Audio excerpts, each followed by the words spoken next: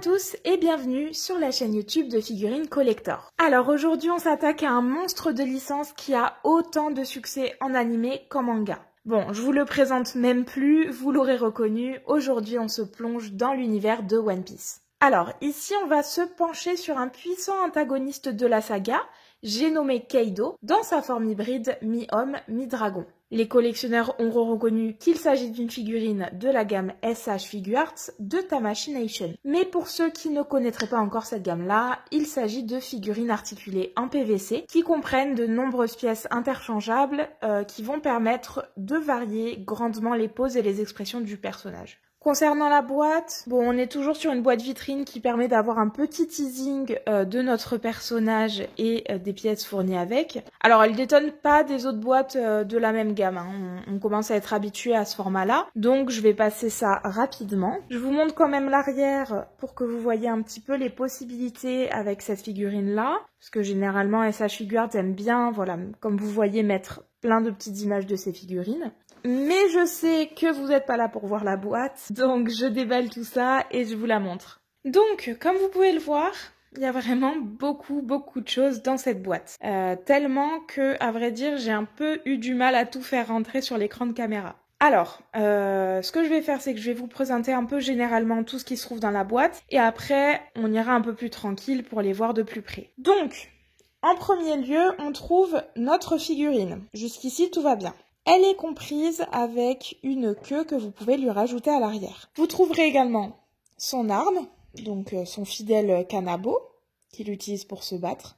Vous avez de compris, donc chose assez rare chez SH Figuarts, vous avez un socle avec un petit support. Il se présente comme ça. Vous avez votre socle et vous pouvez poser votre support n'importe où sur le socle. Donc c'est assez pratique. C'est assez rare parce que généralement les figurines de SH Figuarts n'en ont pas besoin. Ici, visiblement, bon, on va faire des tests, mais a priori, il y en aurait besoin. Donc on va voir ça. Vous avez également de fournis 5 visages supplémentaires à celui qui est déjà en place. Vous avez sa gourde de saké. Vous avez également, hop, 3 paires de mains supplémentaires, dont une main qui peut tenir la bouteille de saké.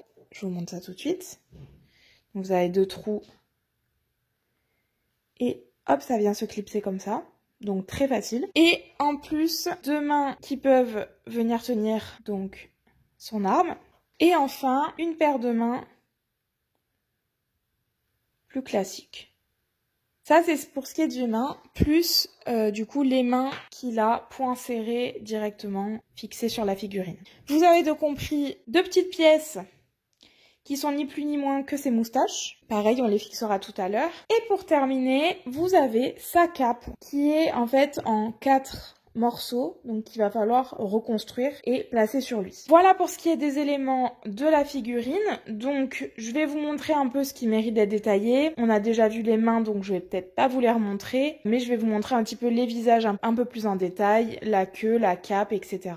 Allez, je vous propose tout de suite de commencer par regarder les visages qui sont fournis avec cette figurine. Donc déjà pour commencer, ceux qui sont détenteurs d'ores et déjà d'un Luffy, donc dans la gamme SH Figuarts, sachez que vous avez de fournis dans cette boîte-là un visage alternatif de Luffy que vous pourrez rajouter à votre figurine de Luffy que vous avez déjà. Alors ça c'est quelque chose qu'ils aiment bien faire chez SH Figuarts, particulièrement du coup chez One Piece. Ils aiment bien rajouter des petits visages de Luffy comme ça quand c'est des scènes particulières. Donc voilà, c'est assez sympa si vous possédez déjà cette figurine. Vous avez également de présent donc 5 visages alternatifs pour notre personnage. En plus évidemment de celui qui est déjà sur la figurine et que je vous montrerai juste après avec la figurine. Donc vous avez hop un visage souriant. Donc comme vous pouvez le voir, hein, le personnage est super bien réalisé. Hop, un joli dégradé sur ses cornes. Et alors les 2 trous que vous voyez là, évidemment, c'est pour rajouter les moustaches. Hop. Voilà le premier visage. Vous avez un second visage qui est un visage qui pleure. Un troisième visage qui crie. Le quatrième, donc qui est en train de parler, mais visiblement... Je pense que Kaido a un petit peu abusé du saké. Enfin, un dernier qui rigole. Donc voilà, donc c'est vraiment cool parce que les expressions sont multiples. Là, vraiment, le fait d'avoir 5 visages différents, enfin 6 en comptant celui qui est déjà en place, bah, ça vous permet en fait de faire plein de scènes différentes. Et donc ça, c'est assez chouette. Alors, je vous ai dit qu'il y avait également de fournis des accessoires. Donc, comme je vous en parlais tout à l'heure, vous avez son arme, qui est assez chouette, hein. Elle est classique. Mais elle reflète un petit peu la lumière, donc c'est cool. La partie métallique est bien réalisée. Et en fait, elle peut, hop, se déclipser sur le bout, ce qui va en fait vous permettre de l'insérer facilement dans les mains qui sont prévues à cet effet. Et donc, le bout se clipse et se déclipse facilement. Donc ça c'est pour l'arme. Et vous avez également un autre accessoire de fourni qui est donc la gourde de saké. Donc pareil, hein, qui est plutôt bien faite, plutôt sympa. Là vous avez l'emplacement pour placer la main si jamais vous voulez lui faire tenir. Avec voilà une petite corde qui est plutôt bien faite. Et enfin, vous avez également de fourni la cape donc de Keido qui est en 4 parties. Bon, je vais vous en montrer qu'une, hein, je pense que ça sert à rien de vous montrer toutes les parties. En fait, vous avez la partie donc du dessus, qui est évidemment toujours articulée, donc qui vous permettra en fait de s'adapter au mouvement que vous allez lui faire en fait. Donc ça, c'est vrai que c'est chouette parce que ça vous permet d'avoir une cape en fait qui est toujours adaptée au mouvement que vous voulez donner à votre figurine. Donc sur cette cape, 4 emplacements, une pour la fixer au dos, et les 3 autres pour fixer les 3 autres pans de la cape. Donc évidemment, vous avez un pan arrière et les pans des côtés. Et donc, comme vous pouvez le voir, comme les emplacements pour placer vos autres parties de cape sont également articulés, hop, j'essaie de vous montrer, voilà, comme vous pouvez le voir. Donc elles sont articulées aussi, donc bah, comme je vous disais, ça va permettre d'adapter la cape à tous les mouvements.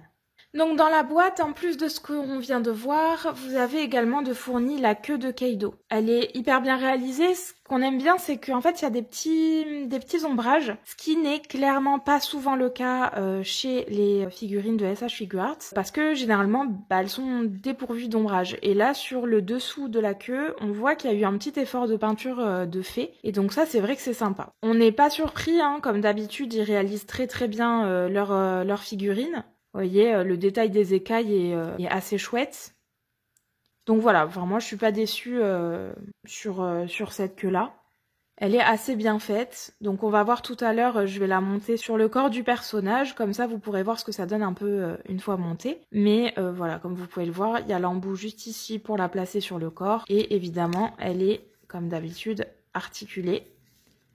Ce qui va vous permettre de dynamiser vos poses et de changer. Vous avez également, comme je viens de vous montrer, le bout qui s'enlève. Donc voilà pour ce qui est de la queue. Comme d'habitude, les possibilités sont multiples. Allez, pour terminer avec les éléments fournis dans la boîte, je vous le montre enfin, notre personnage, donc Keido, dans sa configuration telle qu'il est en sortant de la boîte. Voilà le 6e visage qu'il est possible de mettre sur notre personnage, c'est celui que vous trouverez directement fixé sur son visage. Il est très fidèle au personnage de base, ils ont super bien réalisé sa cicatrice, avec où en fait elle est pas juste peinte, elle est vraiment creusée, ce qui donne un effet bien réaliste en fait sur la cicatrice et pas juste un effet de peinture. Pour le reste, comme il est dans sa version hybride, on retrouve donc ses paires de cornes, on retrouve également ses écailles un petit peu partout. Évidemment sur le visage, toujours hop l'emplacement pour y mettre ses moustaches.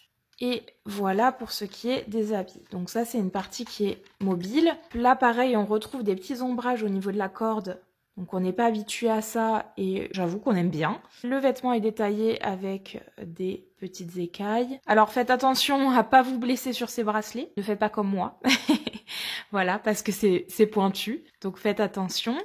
Évidemment, comme d'habitude, on est sur une figurine qui est complètement articulée. Donc vous pouvez le faire bouger dans tous les sens. Hop, il n'y a rien qui a été oublié. Les jambes peuvent bouger, vraiment tout peut bouger. La tête aussi. Bon, on est un peu bloqué par ses cheveux. Mais voilà, tout est modifiable. À ce niveau-là, vous avez des petites chaînes au niveau des hanches qui sont des vraies chaînes. Donc pas de souci de réalisme ici. Puisque ce sont des vraies chaînes métalliques. Donc elles reflètent en plus bien la lumière. Et je vous montre un petit peu les pattes. pattes qui sont donc articulables au niveau des chevilles et également au niveau des orteils. Voilà. Je vous montre l'arrière un petit peu. Donc là, l'emplacement pour poser la queue. Vous avez les cheveux et vous avez également sous les cheveux l'emplacement pour la cape. Donc évidemment, tout bouge, comme vous pouvez le voir, le buste. Alors il faudra pas vous étonner parce qu'en fait l'articulation, je trouve, est un peu plus difficile que sur les autres figurines SH Figuarts. Je pense que c'est parce que la figurine est assez grosse et donc elle pèse un peu son poids quand même. Donc en fait, si vous voulez des articulations qui tiennent, notamment quand vous le mettez debout, même si vous avez la petite tige du socle qui vous permet de le faire tenir, c'est quand même super léger. Je pense qu'ils avaient besoin de faire des articulations un peu plus costauds, sinon au niveau des pattes et tout, ça aurait bougé en fait sous le poids de la figurine. Donc c'est pas non plus le but. Les articulations sont un peu plus dures que sur les autres figurines SH Figuarts, en tout cas sur celles où je vous ai fait des reviews. Mais il faut pas s'inquiéter, c'est complètement normal. C'est juste pour éviter que la figurine tombe et qu'elle puisse tenir debout en fait. Voilà pour ce qui est de notre personnage. Ce que je vais faire, c'est que je vais essayer de lui donner une petite pose sympa avec les différents accessoires qui ont été fournis dans la boîte. Et comme ça, on se retrouve sur la base rotative pour voir ce qu'il en est. Voilà, alors j'ai rajouté la cape et la queue à notre figurine et j'ai également changé son visage. Bon, je vous cache pas que j'ai un petit peu galéré parce que comme je vous expliquais tout à l'heure, les articulations sont un peu plus rigides à certains endroits, notamment au niveau des pieds et de la queue. Donc l'avantage que ça a, c'est que, comme vous pouvez le voir, c'est assez facile de faire tenir la figurine debout, même sans le petit socle qui est fourni dans la boîte. Par contre, c'est vrai que c'est un peu plus fastidieux à monter, mais bon, avec un peu de patience, on y arrive sans mal. En termes de dimension, donc la figurine, elle fait à peu près 30 cm de hauteur, comme vous pouvez le voir. Et sur sa profondeur, donc si je la tourne, et qu'on prend en compte la queue, donc ça fait à peu près 33 cm de profondeur. Bien sûr, ces dimensions-là, elles vont dépendre et elles vont être variables surtout en fonction de la pose que vous lui donnerez. Et voilà, cette vidéo touche donc à sa fin. J'espère que les fans de One Piece auront été ravis de découvrir cette figurine avec moi.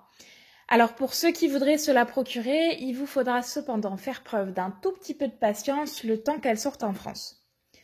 N'oubliez pas de liker cette vidéo si elle vous a plu et de vous abonner à notre chaîne. À très vite!